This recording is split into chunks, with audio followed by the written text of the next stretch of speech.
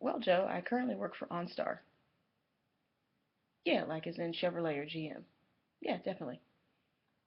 I work in a call center, so not corporate, no. Well, from what do I? Well, I guess for about 6.5 hours a day, I'm talking to people on the phone.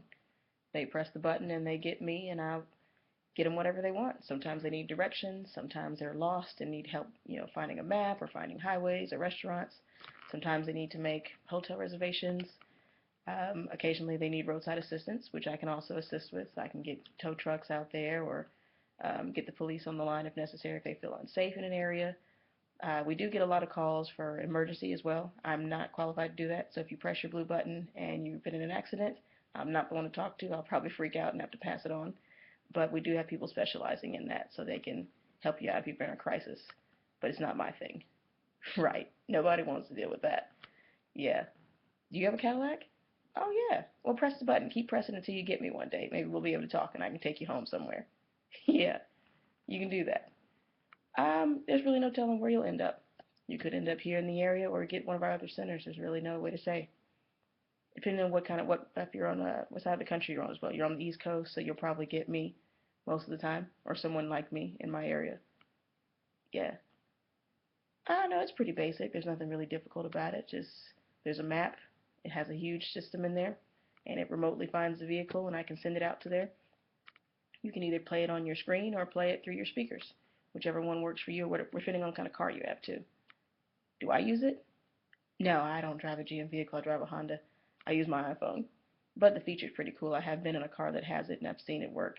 It works pretty nicely, pretty smoothly.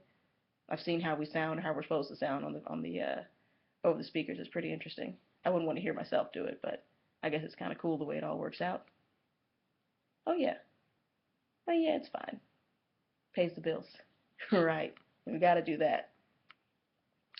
I think that for this approach, I took a probably very general and not, um, what's the word, and not very excited, just a very general approach to it.